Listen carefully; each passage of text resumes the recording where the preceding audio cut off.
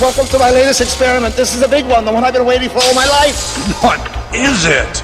Try to imagine all life as you know it stopping instantaneously and every molecule in your body exploding at the speed of light. Oh my God. The cream will rise to the top, oh yeah. And I am the voice of the voiceless. And there is no one that does it better. The Guy and Harley podcast, streaming all over your face. Perhaps that was the most important part. Can you dig it? Can you dig it? Can you dig it? Pigville on the internet. New fresh prince, you can chill in my castle. Spit real shit, so I must be an asshole, right? Nah, that's why I'm making out in your car. These blogs are a dude's A&R. Got a big tip for these girls at the bar. Welcome to the Guy and Harley Show podcast. I'm Guy Pigton. Fluff that up a little bit. I always call it the Guy and Harley Show. It is the Guy and Harley Show. Well, yeah. It is our show. We are Guy and Harley. It is a podcast. As well, but as a podcast show. Well, it's just not to be mixed up with the Guy and Harley Show on the YouTube channel. Yeah. But welcome along to the Guy and Harley podcast. I am Guy Pigton. And I am Harley Neville. And what episode are we up to now? 26? Something like that. That might be the halfway mark. I was going to say, if we got to the halfway mark that I said we were at 3 episodes ago. I've got a feeling it might be 25 anyway. We're enjoying a coffee. A coffee. The sober podcast. It's still dry July. Yep. Which means... You got us coffees. Yeah. And I've, so instead of Guy scabbing my alcohol, he's scabbing my coffee. I got a coffee for free. So that's good. Guy bought the V's last time, though, to be fair. Yeah, that's true. So this is a community. Yeah. And I'm about to be very poor as well because I've just had some sad news about my car, which is perhaps on death's door or needs some repairs at least. Right. Yeah, what's going to happen there? Well, you know, I've had this car. This car is... it's a piece of memorabilia, man. I should put it on Trade Me and be like, this is a zombie holocaust. Yeah. This is a car from I Survived a Zombie Holocaust. It is a hero car from I Survived a Zombie Holocaust. You know, one day this prop could be worth millions. Or if not millions, couple hundreds. Yeah, Harley's vaping it up in here now on his e-cigarette. Yeah? What about it? Cool. He literally puffing away on his e-cigarette as we're podcasting. Unbelievable. Unbelievable. Yeah, coffee and e-cigarettes instead of Sambuca and weed. Yeah. So big episode today. This is our Comicon coverage episode. I didn't watch that. Oh, Jesus Christ. Look, I was supposed to do some research. I told him to do He told some me specifically. research. No, but to be fair, I've been doing all sorts of busy stuff. I've been very busy. He had one job. He had watched 3 trailers. 3 2-minute trailers. Oh, I meant to. It's on my to-do list. Okay, well, it's going to be pretty short. This coverage is not going to be that much coverage. Well, why don't we just pause it and I'll watch them right now? Okay, let's pause and you have a little look. I'm really sorry about this, guys. I'll be right back.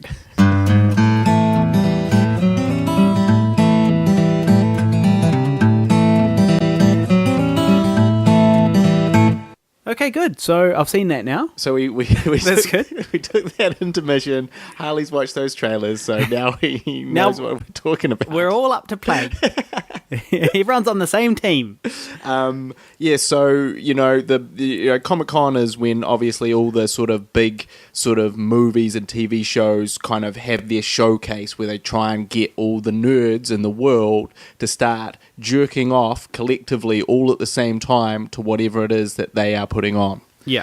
And you know the halls are packed with nerds just furiously whacking it to these movies and shows, and obviously you also have the cosplay girls, which is that would be the highlight for me, not these stupid fucking nerds. Trailers. Yeah, those cosplay girls, like, they look real hot, and they obviously are enthusiastic about the topics, the movies, the games, and all that stuff. I get that, I do. But surely a lot of them are there simply for their modelling. You know, like, they're really just there because they realise they can get an audience. If you're a hot chick who dresses up like fucking Chun-Li Oh, you know, Chun-Li, my lord. You my know, sweet lord. Well, obviously you're going to gain a big audience. Just put a couple of sexy pics of you at Comicon as Chun-Li. But please put a couple on the of sexy internet. pics of you at Comicon as Chun-Li on the internet. Chun-Li might be a bit of a dated reference. Maybe you should have said Harley Quinn. Well, both. But I guess Chun-Li's a long-term staple. Street Fighter 5 is just about to come out. Right. So I think we're good there. Cool. So, the big things coming out of Comic-Con were 3 films. Yes. Now, the first, they did a sort of extended behind the scenes on Star Wars Episode 7. Mm-hmm. And what they did is they kind of emphasized in that they were using practical sets, practical effects, they were shooting on film, and I feel like it was very much designed to kind of wash away the sour digital taste of the prequels in people's mouths. They're like saying like, hey, look guys, I know that because of when this film is now being made, you think we're going to do it the new way, but we're not. We're paying respect to the the old way of doing things, the old films, the classics, the 3 originals that everyone loves so much, and they had shots of all those old actors who are now part of this new thing. And so basically, George Lucas listened to us. Well, he listened to us. Well, no, George Lucas did it because he's got nothing to do with it. Oh, yeah, true. These new directors... J.J. Abrams. Yeah, listen to us. He listened to us. He's been listening to the podcast. He's taken what we've said on board. About CGI-itis and blockbusteritis. Yep. And he's, he's heard the podcast. He's a fan. And he's and I think that's really good. I think that's really positive. Well, I'm excited because this could be the turning of the tide. This could be... It could be. This is a big movie. And if it does well, and if it looks cool, and if one of the things that people love about it is the fact that it's all practical, it's prosthetics and stuff, surely a lot of other big filmmakers will say, yeah, maybe this digital shit is just too shit. And that's right. And also, like, for instance, if Star Wars Episode 7 makes $2 billion and all these other CG ones make $1 billion, then people are going to start asking, they're going to be like, yeah, it made a lot of money, but why did everyone react to Star Wars in that way? So that looked, it gave me... a little tingling sensation in my balls when I watched that. Just then with you. That's good. I'm glad to know that you had a tingling. And it made me very excited. It made me excited for the movie. I think it's going to be really good. Obviously, I've talked about my reservations that it's not out of George Lucas's head, but I can put that aside and say, okay. So that looks very cool, and to me that was the best of the trailers that we saw. That made the thing be the most interesting. That was the most interesting one. Yeah, well, that's the film that I'm most likely to see out of the 3 films. So the 3 films were Star Wars, Batman versus Superman, Dawn of Justice, and Suicide Squad. Okay, so moving on to Batman versus Superman. Yeah. What did you think? You've watched the trailer. What was your take on it? I won't be seeing that one. It looks like a steaming sack of shit. It looks like a steaming sack of shit like all the other fucking shit superhero movies. How the fuck is Superman going to fight Batman? Honestly, Superman could fart Batman to death. It's so dumb. He could fart him to... He literally... If he wanted to. It's so dumb. He can fart. If he were to fart once in Batman's face, the velocity of the fart, of the air coming out of Superman's ass, would crush Batman's head. Skull. Yes, it would. That's what I'm saying. So the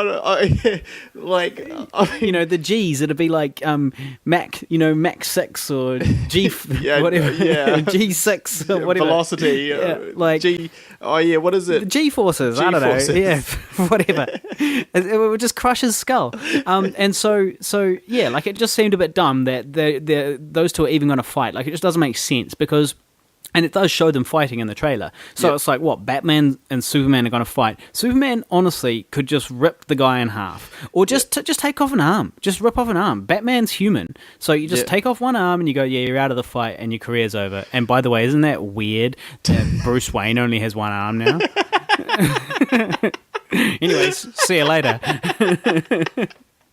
Well, the other thing is, because there's the thing is, like, Superman versus, say, Spider-Man. At least Spider-Man's got super strength, so Superman's not just going to tear him apart straight off the bat. He's got abilities, he's got powers, so it's not going to... But whereas Batman is just a man Yeah. in a suit. Yeah. Now, this is based, or apparently what they're basing it on is, I think it's called The Dark Knight Rises or The Dark Knight Returns, which is a famous comic book graphic novel which has Batman facing off with Superman. Yeah. And it does sort of go into, he's wearing basically like kind of a kryptonite suit. So it's Right. negating it's negating Superman's farts. Right. Yeah. Superman can't just fart because of kryptonite. So basically, Yeah. the fart hits the kryptonite around Shield. Batman, Yeah. and then becomes a normal fart, and it just stinks. Yeah. It's just moderately annoying. It just smells bad. And Batman's like, bro, why did you fart in my face like that? Yeah. Because that's, and so I think, but, there is this talk of like, I saw one tweet and it's like, but I don't want to see them fight. And I Yeah. kind of agree. It's like, neither of them is going to die. Yeah. Right? Batman's not going to kill Superman, vice versa. Yeah. You know that's probably going to be the setup of the first half of the film Yeah. before they sort of combine to actually fight the real thing. Exactly. And so we all know that. They're going to team up. We know so it. why are we why get to Wasting the our point? time, yeah. As they say in filmmaking, get to the point. Yeah. So there is, that thing. Now, a couple of things I did like about the trailer. Liking the look of Batman, Batfleck. I'm liking the look. Couple of things I enjoyed. One, he's rocking the grey hair. Yep. Guess who else rocks a grey hair? Me. Guess who's going to be in business with grey hair when old Batman vs. Supes comes out? Yeah. Me. Yeah. Yeah. So I enjoyed that. Grey-haired superheroes, there's not enough of those. Mm-hmm. So I enjoyed that. I also enjoyed there's a shot of Batman he's pulling a rope tire along as part of his training. And I was like, that's good. That's exactly how Batman would train because he's got his grappling hook. He's climbing up his grappling hook all the time. Yeah. So he would need that kind of hand strength. Those were the kind of exercises you see. He wouldn't be doing, like bicep curls. Yeah. He'd be doing exactly that. And I enjoyed that. Yeah. But your review of that steaming pile of shit, I love Batman, so I have to watch it. I'm not against Batman. And I love Ben Affleck as well. Well, I am kind of against Superman. Yeah. Superman, also, did he even say a word in that trailer? He's too cheesy. Even his look is cheesy. Yeah. He's just like looking at people cheesy, and you're like, God, just stop being such a goody-good. Yes, exactly. Just fucking stop pretty being boy. such a damn goody-good. So yeah, but also it looked like it's going to suffer from CGI-itis and big blockbusteritis. Blockbusteritis. Yeah, because we also got some shots of Wonder Woman. Yeah. She had a shield and a sword, it looked like. Yeah. Why, if you're Wonder Woman, do you need a sword? Okay, but so the final movie, because I don't know. Like, the final movie, Suicide Squad. Suicide Squad. Now, that looks decent. I'm excited for Jared Leto's Performance Joker. as the Joker. I'm excited to see it. And I really empathise with the fella because he's got such massive shoes to fill after Heath Ledger, and it's like, and of course... Jack Nicholson, me old mate. Of course the internet... Moving on. Of course the internet... is going to, be real cruel to him. The internet doesn't remember Jack Nicholson. Jack Nicholson was the man as the Joker. It was alright, but it was a different era, and it was a different type of bad guy. He was a cartoon villain, whereas Heath Ledger's Joker was more of a real man, and as a real person, and that's what made him cooler. I think. I felt a lot more. He was an connected anarchist. more. I connected more with Heath Ledger's Joker than Jack Nicholson's one. But so anyway, Heath Ledger did such an exceptional job, and I'm not just saying that because he's dead. I thought that was before he died. He was. In fact, when I was watching, I think he won an Oscar for that. I think he did. And when I was watching The Dark Knight, whenever he wasn't on screen, I was a little bit bored. Right. But when he was on screen, I was totally on board. And so anyway, I empathise with Jared Leto, and I understand he's been getting a lot of hate on the internet, but I think it actually looks pretty good, and I think he looks interesting, and I'm quite excited to see what he comes up with. Yeah, me too. And he does look like the Joker in the comics. Like everyone's like, oh, we hate all the tattoos and blah blah blah. But like, so several iterations of the Joker have looked very much like he looks. Yeah. So probably go easy. Yeah. I mean, what I didn't like about that is one. How can the Joker be a good guy? And also how can he even fit in with the team? But he's not going to be a good guy. Surely he has to betray the whole team at some point. The premise is that he is forced into this team of like bad guys who Mm-hmm. have to be good guys Yeah. because they're forced into it somehow. Also, they're like, why do, like, in the trailer, they're like, why are you making these bad guys, why do you think this is going to work, putting a bunch of bad guys together to do, and he's like, oh, well, we deny all responsibility, and this is my specialty sort of thing, and it's like, yeah, it's dumb to put all the supervillains together. Oh, yeah. What do you, like, surely that is just really asking for trouble. I mean, do you know how ISIS was formed? I'm not kidding. They went to like Abu Ghraib or whatever fucking camp it was, right? They had when the Americans went over to Iraq, they took all these people and they jammed all these people who before they may or may not have been terrorists, but a lot of them were, and they jammed them all into these camps together, and left them there for months and years, and then what happened was they got together and they shared notes and they formed these new alliances. They formed their own Suicide Squad. And when they got out, they formed ISIS. I'm not even kidding. When they got out, the leader of ISIS had been in there, and he met his other top generals in there, and then got out and formed ISIS. So essentially, the premise of ISIS is the same premise as Suicide Squad. Well, this, exactly. So how do you think that's going to end? Yeah, exactly. What do you think is going to happen? You're going to put together all these evil geniuses. Yeah. Surely it's just a shit idea, isn't it? Also, it's like you didn't think that through, you dopey cow. Also, I think another thing is that you've got all these baddies, right? But there's only like one who's the best, Joker, obviously. Yeah. Who's the coolest, Joker. That's why they save him for the last bit of the trailer, and they don't feature him any more than that. But also you got this Will Smith, right? Yeah. Will Smith is Deadshot in the film. Right. Now he is, or was, his star has been on the wane a little bit, but he was the biggest star in the world for a good decade, maybe a bit longer. And so it's like, well, that he's going to end up doing half the cool shit. So the Joker's going to do the cool shit. And he's going to do the cool shit. Yeah. And then everyone else is going to be kind of relegated to doing not cool stuff. Well, Harley Quinn's going to do a bunch of cool shit because she's the eye candy. Yeah. Got to force that in there somehow. Got to jam that in. So she's going to end up doing some cool shit. Yeah. Plus, I think a lot of girls are kind of loving her ass, lusting after her and sort of thinking she looks cool and stuff, Yep. So, I don't know. I think she could get some pretty decent scenes. But yeah, so I guess what I'm worried about is writing to the stars, writing for the star, and in terms of like having it being a well-balanced thing with all these people, it is basically going to be favouring Will Smith doing like a bunch of cool shit and, destroying some aliens races or something, just having those big hero moments are all going to be his. Well, sure, maybe, but maybe they have considered that as well. Maybe they haven't. I guess that comes down to how good at making films these guys are. Yeah. Well, now I did also want to mention there was the Ash vs. Evil Dead trailer. Did you catch that? No. God damn it. We should watch that as well. Intermission? Shall we pause it to watch that? Well... We're wasting the podcast rapidly here, but... Well, look, I've got to go in 15 minutes, right?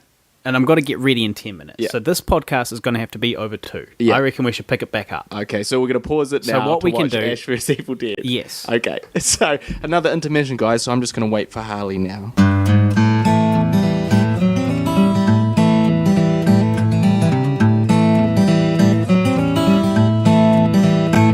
Just waiting. Oh, good. So I'm all up to play on that one. That's good. We're caught up now. That's great.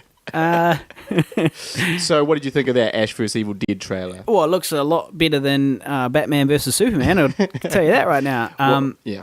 Now, yeah, it looks good. It looks good. It looks like they're staying kind of true to the original. Yeah. I'm a little bit concerned about some of those jokes.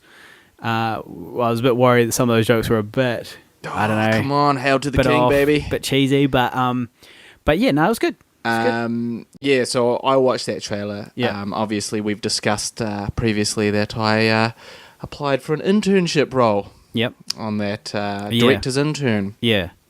Which I did not get. Yeah. Well, here's a little side note: the lead, one of the lead actresses in that, who is in the trailer, she came along to see I Survived a Zombie Holocaust on its opening night. Yeah. So, humble brag, famous by association. She loved it. She loved it. She asked questions. She's hung around for the Q&A afterwards. What was your name? Shit. Well, anyway. I follow her on Twitter too. Yeah. But yeah, so I watched that and I was overcome with grief and resentment and anger. Really? Yes, because I was like, for fuck's sake, you motherfuckers. Like, seriously, like, this looks so cool. This is like, you know, this is exactly, I love this shit. This is my, and this, and you didn't get to do the internship. There's a lot of similarities between this and Zombie Holocaust, you know. This is I made this film that is like, you know, in parts inspired and a tribute to this amazing series. And here I could have been hobnobbing with Bruce Campbell. I would have got him some coffee. Yeah. I would have, you know, had a chat with Sam Raimi and I'd been like, oh, why are you framing that show? And he'd be like, I just asked you for a coffee. Yeah.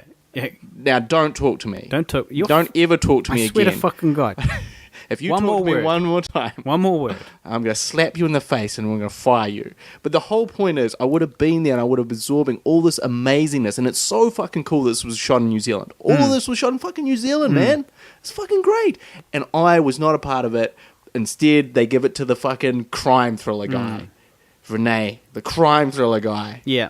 And I actually is going to be one of my long-term regrets in my life, I think. Well, you can't regret something that's out of your control. You just have to accept it and move on. Too angry. You have to accept it and move on. Can't accept it. And now you just have to sit here and absorb my awesomeness. Okay?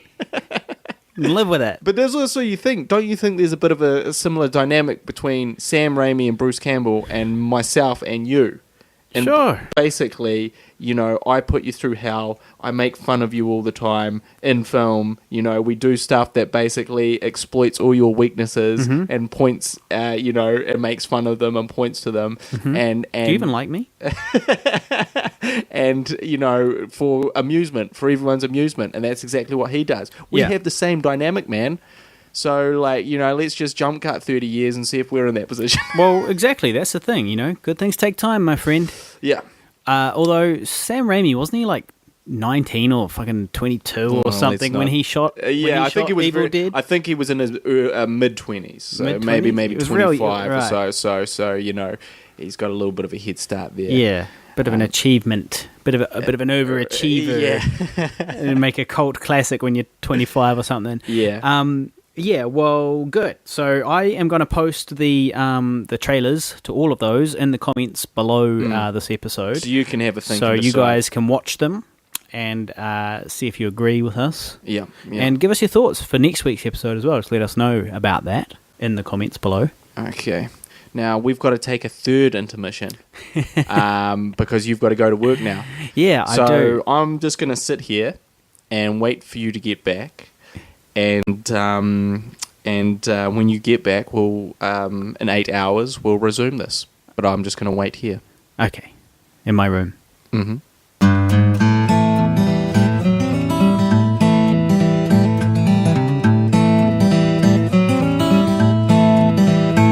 Oh God, how long has it been? 7 hours? 7 hours 59 minutes. He should be back soon. Man, I wish I brought a book or just went on his computer and looked at the internet or something instead of just sitting here, lost in my own thoughts.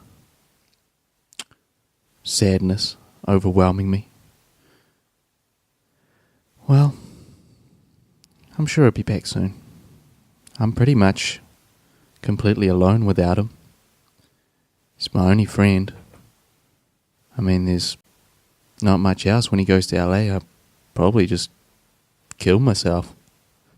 I don't know. Maybe just develop a drinking problem. Hey, man. There you go. You're back. We're back on the podcast. What the fuck are you still doing in my room? I told you I was going to wait till you came back. Well, I thought that was a joke. What have you been doing this whole time? Just sitting here, really, contemplating the, meaning of life and stuff. Well, But Angie came home and she got changed and everything. Yeah, I just stayed real quiet, so I didn't disturb her. She had a nap for like an hour. I may have laid down next to her for a little minute, but just a minute. And I made sure that she didn't wake up, so it was definitely not 100% creepy at all. Right. Well, I guess we better get on Can with we, this let's show, continue. shall we? Good. So we've covered Comic-Con.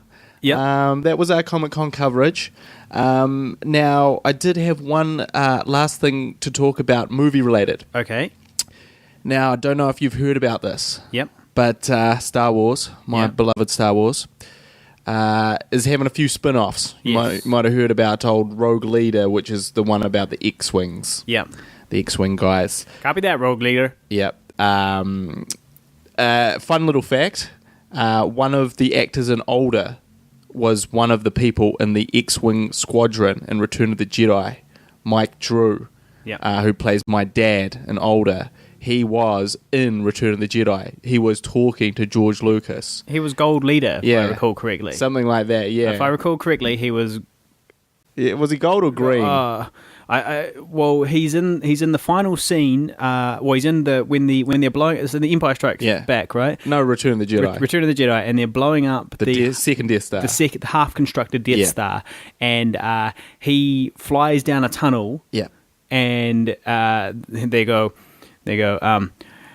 Get to the surface. Take some of those TIE fighters with you, and then he goes, "Copy that, Gold Leader," or something like that. And then he goes up. He breaks away, and some of the TIE fighters follow him instead of following, the main people. Yeah, and then he gets blown up as well. So my dad, in Older, saved Lando Calrissian. Yeah, from being blown up. Yeah. And in a way was responsible for the destruction of the Death Star. Yeah. My dad and Older. Well, he played his part. He played his part in the destruction of the Death Star.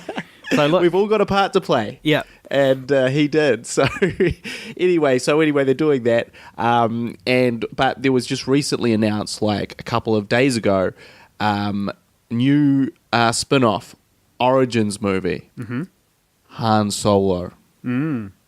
Han Solo Origins. So basically it's going to be about how he became this jaded smuggler, how he got in trouble probably with Jabba and all those peeps, and basically finding out more about the man, the myth, and the Millennium Falcon.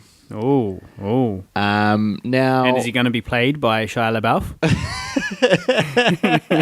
Well, there's definitely a couple of issues, but I just before I go into my spiel about it, what do you think about this idea of a Han Solo Origins movie? Well, I'm all for it. Okay, as long as Harrison Ford isn't trying to play himself 50 years ago. I'm all for it. I think it could be fine, but it really would be very, very, very reliant on the most exceptional casting.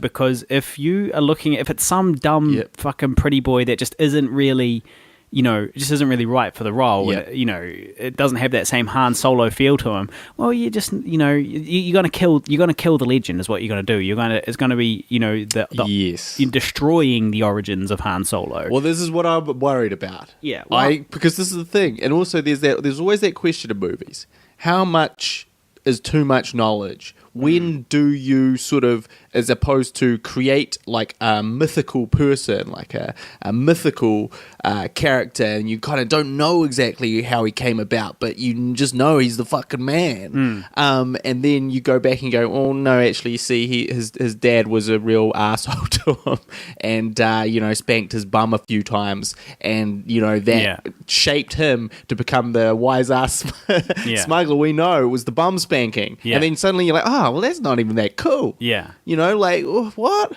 Yeah. Why do I give a fuck about that? Now that has completely changed my perception of him in all the other movies. Yeah. So I just feel like Han Solo was one of those types of characters where you don't want to know exactly where he came from. You just want to know he was, involved in some bad shit. He was, looking, he's a man living for money. He was boning heaps of alien babes. He became this smart-ass guy. At some point, he saved Chewie. Who now owes him a life debt. You know these things, but how they came about, it's more interesting to speculate. I don't know. I'd like to know the story of how he met Chewie. I think that could be very interesting. Well, let me throw another thing to you then. Okay. That's the other thing. We've gone into this before. George Lucas isn't writing this. Yeah. He's the only guy that knows how Han Solo came to be. Yeah. Because he created him. Yeah, but someone else is going to create him. Yeah, but as long as it's the official line, if it's the official line from the Star Wars... It's the official party Disney line. Yeah. Yeah. It's the official make as much money off Star Wars as we possibly can line. Yeah, well, that is obviously the concern, is that they don't necessarily give a shit about the mythology of it. They don't necessarily care about us wanting to keep these characters, in our hearts. They want to make money. Also, and that's what they're designed to do. But I think that you made a great point about the casting. And that's the thing is also, to me, Harrison Ford and Han Solo that's him. He's Han Solo in real life. He flew a plane and he crashed it. I mean, he's walking around being Han Solo. He's saying smart-ass things in interviews. He's basically Han Solo. So how are you going to get someone so intrinsically Harrison Ford? Where are you going to find that guy? Yeah. And then if he's different, then isn't that not great? Yeah. Yeah, well, I mean, I guess they could get River Phoenix to do it. He did a great job. Poor taste. Poor taste joke. He did do a great job. He did do a great job. He's dead now. He's been dead for 20 years. Yeah, and even if he was still around... He wouldn't look like him. He'd look way too old. I don't know. Maybe it'd be age appropriate. It'd be the same age as Joaquin Phoenix, basically. Isn't Joaquin Phoenix his younger brother? But maybe only a couple of years. Yeah. But anyway, of course, I will still watch it. I'll put my money down. Yeah. And, but I'm just saying, maybe we just got to go easy, because apparently there's rumors of Obi-Wan Kenobi. What was he doing? In between movies. Yeah. Well, he was whacking off in the desert, what he was doing. He was he was turning into a lunatic hermit, is what he was doing. He's like, day 2. Went out and foraged for supplies today. Yeah. Came back, had a forced conversation with Yoda. Yeah. He advised me that I need to wait another 40 years. Yeah. To be relevant and help someone again. Yeah. So I'm just gonna sit here. Well, here's a spin-off that I think could work. Although I'm a bit worried about. The fact that it's already been done a little bit, but I would like to know a little bit more about Boba Fett. Oh, yeah. I would like to see a little bit more of Boba Fett's story, because, they kind of covered it in the new ones a little bit, but I don't know, they didn't really go into much detail. It was a bit kind of shitty. It wasn't the greatest. Coverage it was not that great. He's such this awesome, iconic, legendary character, and yet he doesn't actually have that much screen time in the originals, But isn't that what makes him good? It is part of it, but it was the mystique. The mystery, yeah. I agree, but, it's been long enough that I think, maybe you could explore that. You could explore, for example, I read a book, a Star Wars book set in the Star Wars universe in which Boba Fett survives falling into the Sarlacc pit. Yep. And what happens is inside the pit, right, they establish before they try to chuck Han Solo in there, they establish that you don't die straight away in the pit. You sit in there for ages and ages and ages, and it just very slowly sucks nutrients from you. Yep. And then what happened in the book is Boba Fett falls down there, and he's trapped in there with other people who are just very slowly being eaten. And we're not talking about slowly being eaten over a series of hours. We're talking about somehow the Sarlacc maintained them alive, right, and kept them alive inside the Sarlacc pit for as long as possible to get the most nutrients out of them. So we're talking I'm pretty sure there was a guy that had been there for years, right? Just slowly kind of being leached of life. And so Boba Fett falls in there, and then I can't remember exactly how it was, but he does manage to escape in this book. And his armor and jetpack and all that stuff, which he still had on when he fell in, did help him. And so that's an interesting story. Could you explore what happened to Boba Fett after that movie, or would you say, nah, he's dead? he's got to be dead. Yeah. Well, there's also, it's just this whole revisionist history. Like, if someone came on, like, you know... We never said that Boba Fett was dead, though. Boba Fett was... he fell in the Sarlacc pit, but he was never... Pretty sure George Lucas confirmed he was dead. Right, did he? Yeah, I think so. But, you know, here's the thing is, like, you know, I wrote I Survived a Zombie Holocaust, right? Yeah. Now, I don't want someone to come along in 30 years' time and write another story about Wesley Pennington's origins, where, you know, he was or even afterwards when you're playing like a Han Solo, like you're playing old Wesley. Old Han Solo, old Wesley. Yeah. And it's someone else's version of the story. Like, I know what happens to Wesley after this. No one else knows. And so I don't want people just, you know, but I guess that's what happens when you sell a franchise. But, you know, I don't know, it just always just feels a bit insincere. At least the legend lives on, though. At least there's a continuation of something you created. Yeah. And not just that, they might do a good job. Like, you know, it's very easy to jump on the internet and start yelling and screaming and saying that, oh, this is definitely going to be shit. And, you know, because that's what people do. People basically think that everything is shit. Everything is going to be shit. And they don't, you know, people don't go in going, oh, maybe this new Star Wars movie is going to be fucking awesome. I think there's hardly any people that did that until they saw the trailers that made them look good. Well, I thought the new Star Wars movies were going to be awesome. But I do think and I don't think these other ones are going to be shit. I think they're going to be unnecessary. So yeah, but so, you know, Han Solo, I'll be checking. I'll be auditioning for a young Han Solo. Yep. Good. That's great, kid, but don't get cocky. Don't get penisy, kid. So, well, list of questions. Okay. Throw it out there. Listener questions. We have some listener questions this week from... I'm not filling time while I find the thing. Okay, so Jason Coombs. Yep. He asks... Now, Jason Coombs lives in the southern states of America somewhere. I'm not exactly sure where. But he says y'all. And... not sure if it's hitting your news down there in New Zealand, but in the USA, there's been a lot of talk about the character of the South in relation to the rest of the country, in the aftermath of the Charleston shooting, the rebel flag coming down, etc.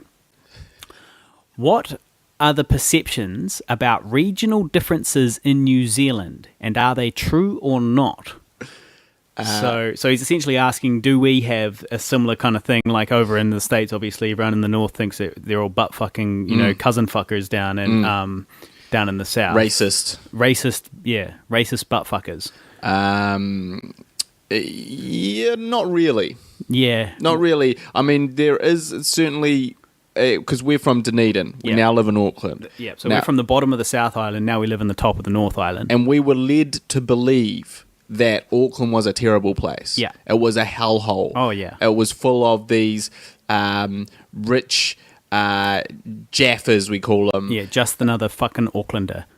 Who are like sort of, you know, walking around with their little dogs and their lattes and their SUVs. And you know, their scarves and you know, like, and then on the flip side, that there was all these gangsters, and then on the other side it was full of crime. So if you walk your the car's streets, definitely going to get stolen. You'd 100% be mugged and raped if you walked out after sort of 7 p.m. in the evening. Like, you know, that was going to happen to you without a doubt. And there was always, you will be accosted by gang members at every corner. Yeah.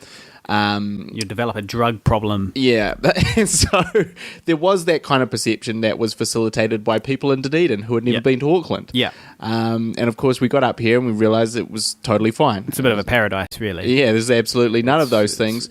You know, obviously there is more crime and stuff up here, but even that... it's simply because there's more people as well. Yeah. There's 4 million people in New Zealand, and 1 million of them live in Auckland, or 1.3 million of them live in Auckland, something like that. Whereas the South Island is the bigger landmass. It only has 1 million people. So it's 3 million in the north, 1 million in the south, approximately. I'm making approximations here. Yeah. And getting a call, I can't answer it. He's getting a phone call, but he's going to maintain his professionalism. Exactly. And so yes, there's less people down there. They're all a bit more naive, I do think. So that is a maybe something that's kind of true, is that maybe the South Island's maybe a little more naive than the North Island, a little bit more trusting and that type of thing. But I actually think it's a good thing. You know, it's a bit more of a small town feel in the South Island compared to the North Island. But there's certainly not that same separation as what he's talking about. Yeah. You know, and it's probably just because it's a smaller country. So we're all kind of lumped in together as these butt fucking racists. Yeah. So we're all that. Well, I mean, we do have some prejudice against... Definitely butt fucking. Yeah. We've definitely look as sheep fucking, really. Yeah. Sheep fucking butt fuckers. Yeah. I mean, I couldn't get sleep the other night, so I tried counting sheep. Just made me horny. had to have a wank, you know, keep me up even longer. Save that joke for how long? That's just in my It's in your repertoire of jokes that you throw out. You know, when you want to get a giggle. Oh, I've literally never used that one, but I wrote it down in my Word document titled "Stand Up Comedy." So yeah, it is definitely seen that we're kind of all farmers and that we do like sheep and we do, you know, the old number 8 wire. But that's all outside perceptions. Yeah, that's outside perspective. That's not inside. That's not within the country. You know, actually, you know, we have some very delightful Sexy scarves. Sheep. And you know, I do like a mochaccino from time to time. I'm thinking about a mini dog. So I bought a trim latte today. I have become a complete Jaffa. Yeah, you know. I mean, you were puffing on your e-cigarette a second ago. Here I am puffing on my vaping. I'm vaping on my purple e-cig. This morning I went and bought from the cafe up the road. I bought a trim latte and a caramel soy trim latte. Caramel soy latte, right? Yeah. I do have a scarf that I've been known to wear on occasion. So I have actually become a bit of a Jaffa. Right. But, you know, it's good. Yeah, so... but I think, generally there's no sort of kind of real separation in the same way you're talking about. No. So there must be some sort of prejudice against kind of outsider farmers and, you know, those kind of rural people, you know, like there is definitely a bit more of a... And there is a racist element to, you know, like people coming in, Asians, etc., coming into our country, and we're like, "Why are you coming in and taking all our jobs?" Well, I think that's a generalization from an ignorant segment of the population. Well, the generalization I would make is that rural people are more racist and closed-minded than city people. There's probably and it's simply because I guess they're not in the melting pot, so they don't see and they Asians haven't got to sleep with all those beautiful Asians. Exactly. They haven't seen the benefits of immigration. They haven't figured out the benefits yet. Foreign girls are hot. They haven't put this two and two together. Yeah. They're only these horrible white girls that they've been with. These big fat Kiwi farmer girls.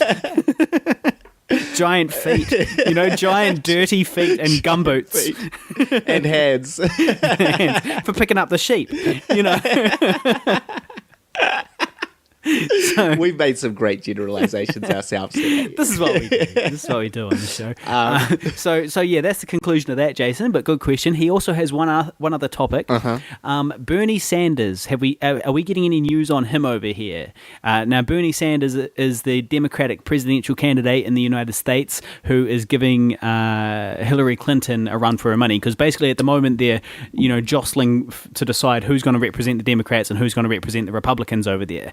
And, you know, they've got Jeb Bush. Yes. And they've got fucking Donald Trump. Yeah, Donald Trump. This is so good, though, because on the Republican side, they've just got, like, terrible candidates. Yeah. Terrible candidates. Yes, whereas on the Democratic side, they've got Hillary Clinton, who is got a pretty good rep overall, you know. Like, I mean, I think that... I don't think she's totally squeaky clean, but but you know, I mean, I'd sooner see her in there than Jeb fucking Bush. How many bushes are we going to put in there before we learn our lesson? And well, here's the other thing too. The whole point, right? The founding fathers of America, when they were writing the Constitution or wherever it was that they decided how long each president was going to stay in power, they deliberately said you're going to get like 2 4-year terms. Yeah. Right? And the idea is that, you know, if you go over to North Korea and you put these dictators, this one person in power for too long, or, you know, fucking Stalin and Putin and all these people, you know, these people that can stay in indefinitely, they end up consolidating their grip on the country and then up staying there forever and becoming dictators. So the idea when they were founding the country was they were like, okay, so nobody can stay in power for longer than 2 terms. And that I can see the value Makes to that. sense. Although I do think it's a shame that Obama has to go. It is a shame. He's doing some good work. He is doing some good work. So that is a real shame. But anyway, so the point is that each person can only stay in power for a certain amount of time. But the thing is that if you first we had George Bush Sr., right? Yep. So he stayed in for his terms, and then there was George Bush Jr., and now if Jeb Bush gets in, right? Yeah. That means it's not really one person. It's not really, it is essentially one person. It's one family holding that power. And then same with if Hillary Clinton gets in, we've already had Bill Clinton. Yeah. Too much Bush. There's too much. It's too much Bush. No, but There's a time to have less Bush. There is, and that time is now. No, but so these people they're still holding the power. It's the same people holding. Do you think that roughly the same principles? But also, do you think that George Bush is just going to suddenly he's not going to be offering Jeb Bush any advice? Oh yeah, it's going to be thrown all out. Of course, exactly. And so yeah, I mean, it's Hillary isn't that great either because they're already there. Bill Clinton's going to be whispering in her ear. He's already had his turn. So anyway, this Bernie He's Sanders, going to be whispering sweet nothings in her ear. Well, he will. Horny old dog. Horny old dog. Now that his affairs are over, we presume. Wow. We presume. Well, yeah. And so Bernie Sanders anyway is this new guy who's coming in. He's I think that a democratic socialist or something like that is what he aligns himself with, which is what sort of European nations. I think I read Scandinavia or something like that. One of these places where basically they kind of got these liberal kind of socialist kind of societies where you can, he's anti the racism and he's anti the war and all that type of stuff. Yeah. So basically, he's the new good guy as far as I've read. Yeah, yeah. So anyone that is on board for climate change, he wants to address climate change, which it's time. Imagine now. if he goes, "I want to address climate change." We're going to start ignoring it. Yeah. I'd like to address this topic. It's not real. It's not real. End of discussion. No. So anyway, that's what I'm hearing about him basically. So that's that topic done. So yes, thank you very much, Jason. Now we do have another one here. Sergei Victor. Yes. Sergei Victor. Who helped on the Zombie Holocaust film. He was did he? assistant editor, so he compiled, basically when the film was not, basically what happened is it was just kind of dumped onto a computer and no one labelled anything because we were not very organised and someone decided that wasn't important. It wasn't us. And anyway, Guy. And it was not me. It certainly was not me. Somebody made that executive decision. I may have brought up my concerns about that decision. But anyway, and then Sergey came along and basically helped label and lay out everything for our new editor, which was a huge lifesaver. So he sort of was involved many moons ago, no pay, doing it for love. So thank you very much. Really appreciate that. And he said he watched the film, he really enjoyed it. He came to one of the opening nights. So I really got a kick out of that. So very glad that he enjoyed the film and that all his hard work was worth it. Well, he at least enjoyed the film. But so his question is should Neo have stayed in the Matrix and partied it up? What if there was lobster?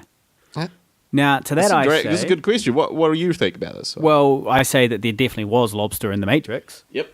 Definitely. But they do have that conversation about chicken and whether how do you know that what chicken really tastes like if you haven't tried the real chicken? This is just the computer-generated version of chicken. What if it actually tastes very different? Same with lobster. How do you really know you're really eating that lobster? What do you know? How do you know what a real lobster from the real ocean on the real planet actually tastes like? But should he have stayed in there and partied it up? Look, the coward in me says, well, yeah.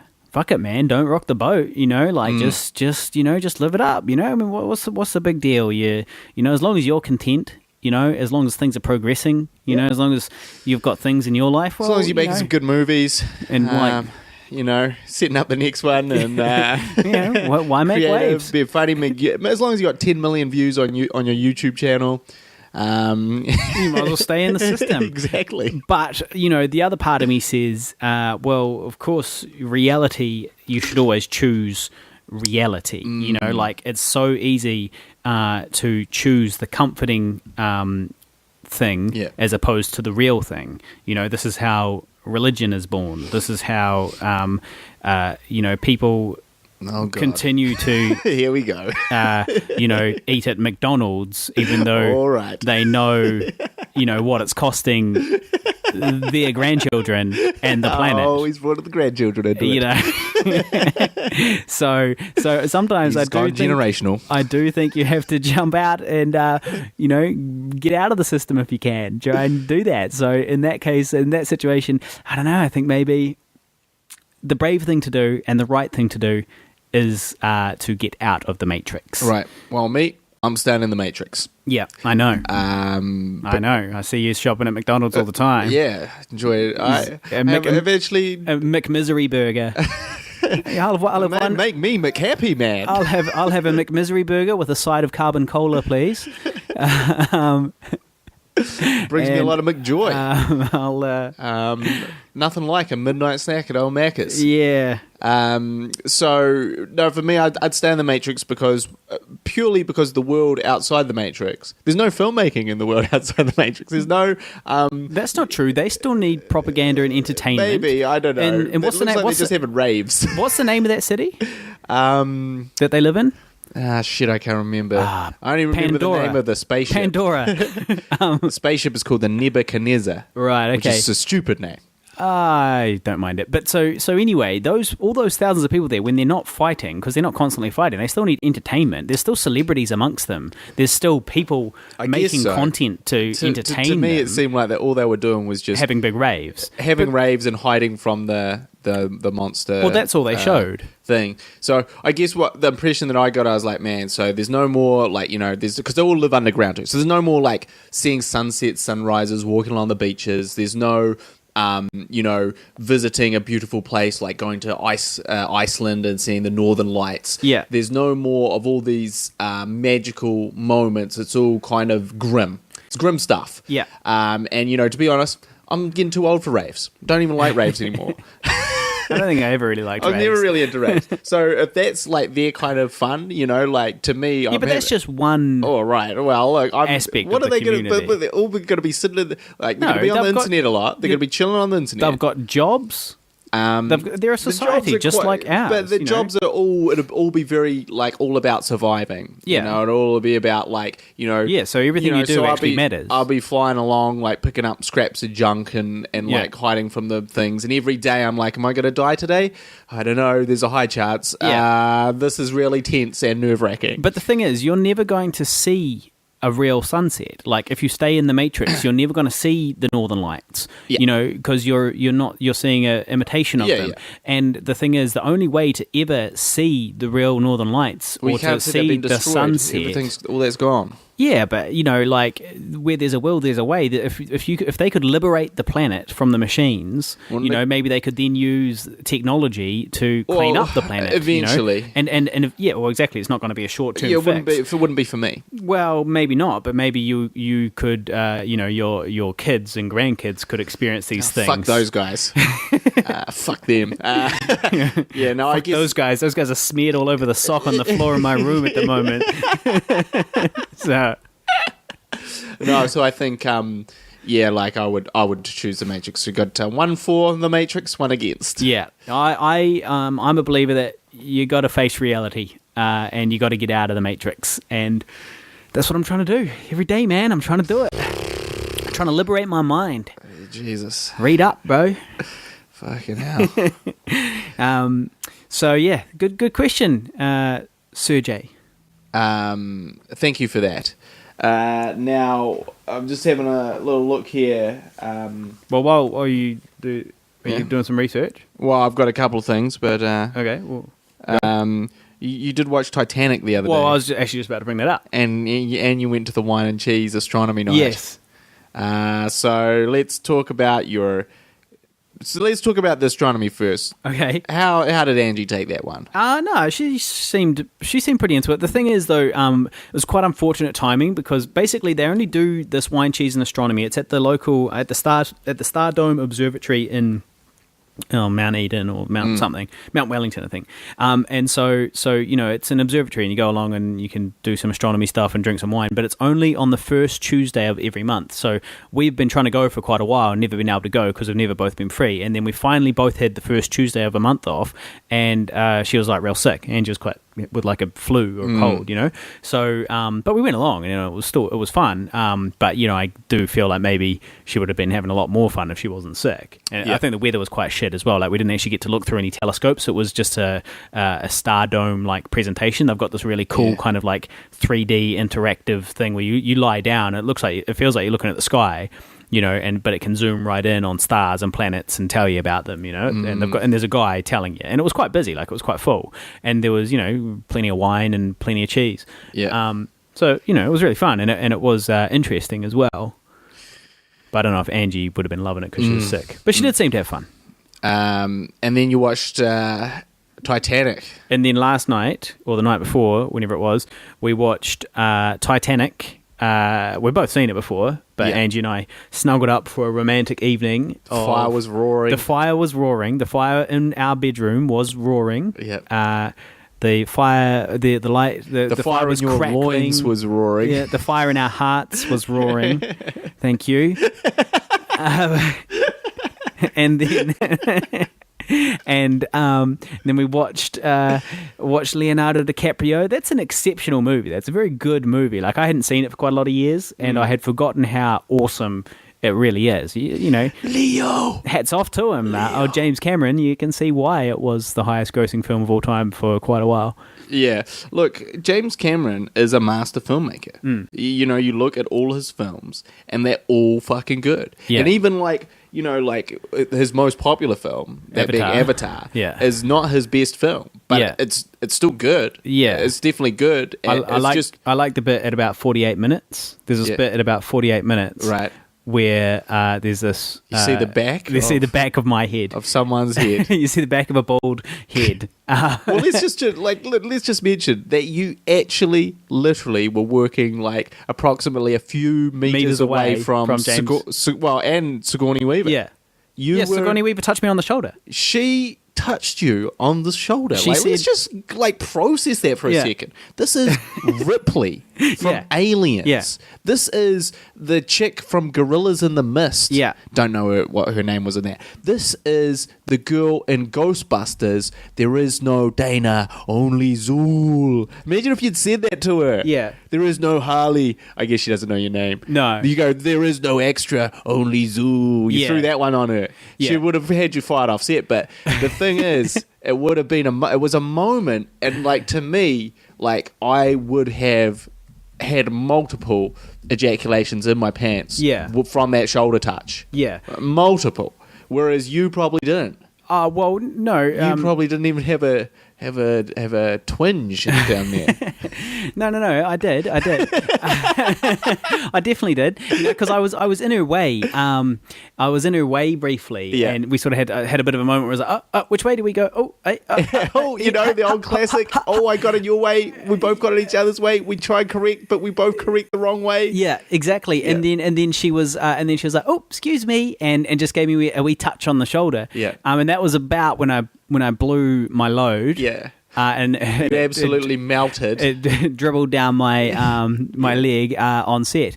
But yeah, no, that's not what I said to her. I said to her, Mrs. Weaver, I just wanted to say, as a young man watching your movies, they really had a big effect on me, and I'd just like to say that I jerked off to you so hard in that panty scene in Snowcake. Now, for those of you who don't know, that is it. What is it? Is it the ice store? No, it's Snowcake. Yeah, she plays a mentally challenged person in that film. Whereas obviously the famous panty scene that we all did jerk off to.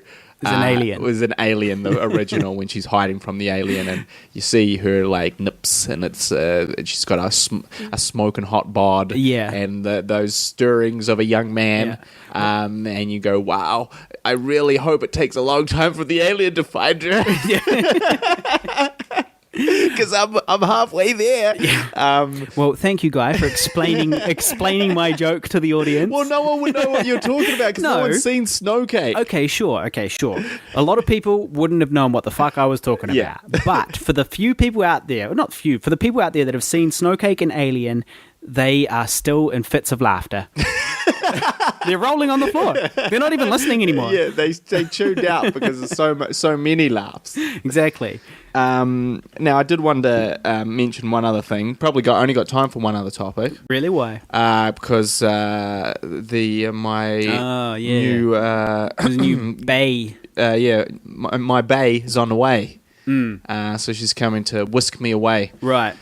To a film. I was just getting started. I know. Me too. Yeah. Same as when I was watching that scene in Alien. Yeah. It's just getting started.